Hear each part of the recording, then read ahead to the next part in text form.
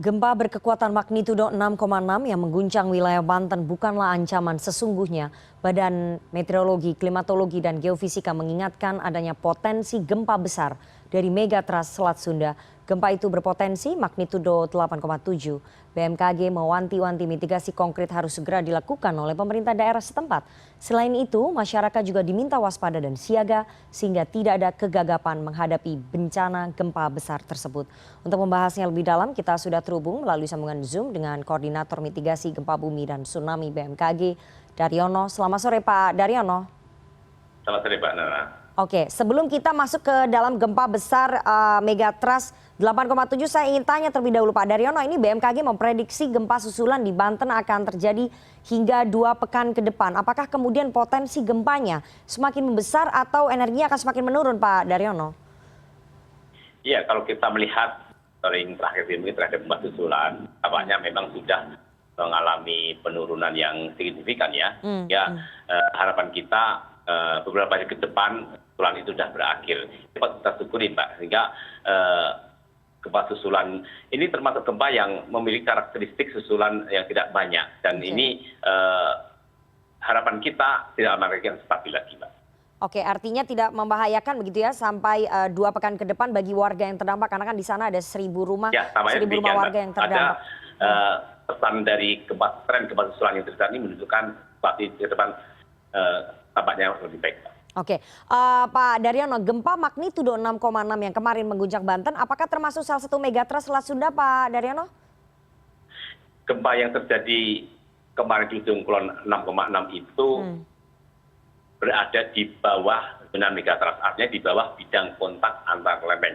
Kita menyebutnya sebagai gempa intraslab. Gempa akibat adanya patahan di dalam lempeng Indo-Australia, lempeng samudra. Sehingga gempa ini memiliki karakteristik yang unik karena memiliki pancaran gelombang gempa yang kuat, energi meradiasikan gelombang seismik kuat, dan spektrum yang kita bisa tahu dirasakan hingga Palembang, hingga perbatasan Jawa Tengah dan Jawa Barat. Dan ini bukan gempa megatrust, tetapi dampak dari gempa ini bisa menambah tegangan karena memang berada di bawah zona megatrust, sehingga kawasan zona megatrust Selat Sunda yang saat ini merupakan seismic gap tentu saja tetap menjadi ancaman ya. Jadi gempa kemarin itu bukan ancaman yang sesungguhnya, tapi ancaman yang sesungguhnya adalah potensi gempa megatrust yang memiliki magnitudo target 8,7. Kita tahu di wilayah ini memang sudah ratusan tahun tidak terjadi gempa besar, dan kita juga tahu daerah ini merupakan kawasan yang berada di antara 2 gempa besar yang sudah terjadi, seperti yang terjadi pada tahun 2006 yang memicu tsunami Pangandaran, kemudian tahun 2008 juga memicu tsunami di Bengkulu berkekuatan 8,5. Nah, antara 2 gempa besar di Pangandaran dan di Bengkulu ini adalah zona kosong gempa besar yang suatu saat bisa rilis. Tentu saja kita harus menyiapkan mitigasi konkret bagi masyarakat pesisir di Jawa bagian barat seperti di Banten, kemudian di Jawa Barat, DKI Jakarta, termasuk juga Lampung dan Bengkulu. Oke, tadi Anda mengatakan bahwa gempa 6,6 yang terjadi di Banten ini bukan gempa megatrust, tapi ini bisa memicu tekanan gempa yang lebih besar lagi begitu ya, yang kalau diprediksi oleh BMKG ini magnitudonya mencapai 8,7. Apakah kemudian kalau kita lihat ya Pak, ini kan dari dulu memang Selat Sunda memang sudah terjadi gempa ya. Kenapa kali ini harus lebih diwaspadai? Apakah karena sudah lama tidak terjadi gempa besar seperti yang diprediksikan oleh BMKG? Ya, jadi Selat Sunda ini sebenarnya memiliki catatan tsunami itu sudah 10 kali, Mbak. Seperti yang terjadi pada tahun 2018, 416, 1883, 1928, 2018 itu berkaitan dengan Krakatau. Tetapi yang berkaitan dengan gempa itu 1722, 1852, 1958. Kemudian tsunami akibat longsor itu terjadi 1851, 1883, dan 1889. Ini adalah catatan nyata bahwa di sana itu sudah beberapa kali terjadi tsunami. Nah, kita tidak bisa menghitung waktu pendek ya, karena kejadian tsunami itu memiliki periodisitas yang panjang. Sehingga ketika kita 2018 saja kita sudah menyaksikan tsunami di situ. Ini bukan karena 2018 itu bukan karena tsunami karena gempa ya, tapi karena flank collapse anak Krakatau. Nah, yang gempa ini saja menjadi ancaman yang tidak boleh kita abaikan. Juga longsoran. Jadi ada 3 ancaman tsunami yang bisa terjadi di sana, baik itu akibat gunung api, kemudian longsoran, dan juga gempa bumi. Demikian betapa rawannya daerah ini, tetapi kita tidak usah terlalu pesimis. Kita bisa melakukan jaminan-jaminan mitigasi jika kita melakukan dengan serius dan sungguh-sungguh.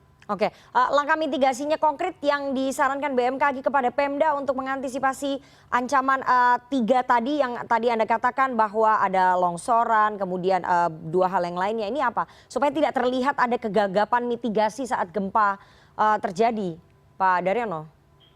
Iya, saya sampaikan dulu apa yang dilakukan BMKG. BMKG memberikan perhatian yang luar biasa terhadap kawasan Selat Sunda ini. Kita memiliki 18 sensor seismik di sana. Sensor gempa, kemudian tide guide ada 5, water level ada 5, automatic weather system juga ada, sistem penerima peringatan dini tsunami juga ada lebih dari 5, kemudian sirine tsunami ada sekitar 5, kemudian juga radar maritim juga ada 2. Sehingga kawasan Samudra ini menjadi kawasan yang paling lengkap dalam monitoring dan peringatan dini terkait dengan Indonesia Tsunami Early Warning System. Kemudian terkait dengan pemerintah daerah, kita banyak melakukan kerjasama terkait dengan edukasi, Mbak.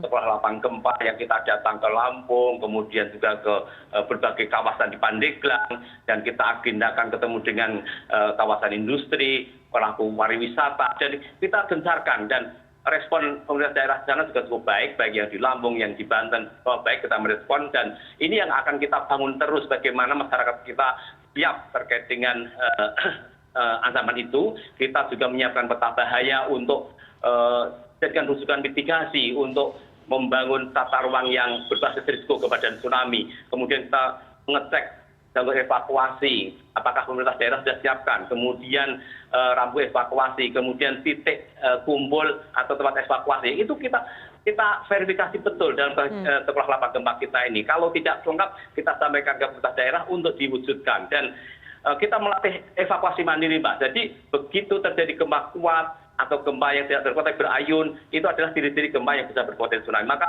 jika itu terjadi, tidak usah nunggu peringatan di langsung menjauh dari pantai. Itu semua kita datangi beberapa tempat-tempat yang komunitas masyarakat terkait dengan yang sudah kita bangun terkait dengan tsunami ready, kesiapan menghadapi tsunami itu, Mbak. Oke, Pak Daryono, untuk early warning system ataupun sistem peringatan dini, apakah yang kemarin itu sudah disampaikan oleh BMKG kepada pemerintah Kabupaten Pandeglang dan juga Pemprov Banten? Iya, kita setiap mengupdate sistem kami, baik itu membangun peralatan yang baru, kemudian juga memasang peralatan yang baru, membangun sistem update di kantor kami, itu selalu kita komunikasikan dengan BPBD dan pemerintah daerah, sehingga kepahaman kami selalu sama, termasuk juga memasang sirine rekayasa yang terbaru, kemudian kita memasang warning receiver system, itu kita komunikasikan terus dan kita latih penggunaannya, kemudian bagaimana cara meresponnya, semua kita siapkan, Mbak. Jadi BMKG selalu mengawal betul apa yang terjadi di Selat Sunda ini. Pak Daryono, BMKG mengatakan bahwa sudah melakukan verifikasi begitu ya terhadap apa yang sudah disiapkan mitigasinya oleh pemerintah daerah.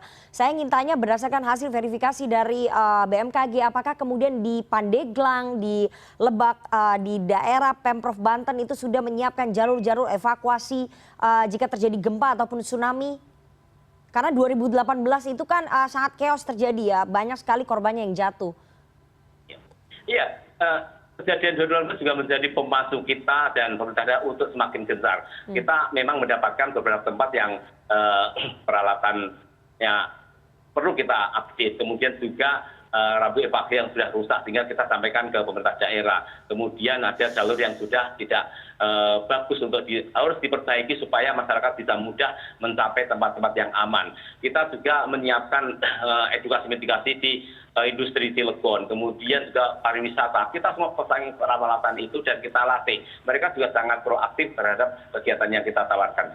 Oke, terakhir Pak Daryono, kalau menurut BMKG apakah kemudian masyarakat yang tinggal di sekitaran pantai ataupun yang tinggal di wilayah yang potensi gempanya tinggi seperti di Pandeglang dan juga di Serang, kemudian di Lebak dan sekitaran wilayah Provinsi Banten, apakah mereka sudah bisa memahami, mempunyai tingkat kewaspadaan yang tinggi untuk melakukan evakuasi mandiri? Ya, kita tetap progres untuk kita edukasi, meskipun belum semuanya, tetapi ini kerja panjang kita, long life education kita bergandeng dengan Pemda, dan juga BPBD, para relawan, NGO, dan semua kita libatkan dalam kegiatan ini, Mbak. Dan meskipun masyarakat sangat banyak di daerah rawan itu, tentu saja itu progres jangka panjang kita, dan inilah yang saya maksud ketika gempa tidak bisa diprediksi, dan ketidakpastian kawan tidak tahu, maka kita masih punya waktu untuk melakukan edukasi dan upaya mitigasi konkret ini, Mbak. Oke, semoga tidak terjadi lagi bencana ya di tanah air dan masyarakat bisa lebih waspada dan juga tanggap terhadap potensi ancaman gempa yang lebih besar yang disampaikan oleh BMKG dengan magnitudo 8,7. Semoga itu tidak terjadi. Doa kita semua. Terima kasih sekali Koordinator Mitigasi Gempa Bumi dan Tsunami BMKG Pak Daryono atas waktunya kepada CNN Indonesia Newsroom sore hari ini. Saya selalu Pak Daryono. Terima kasih, Mbak.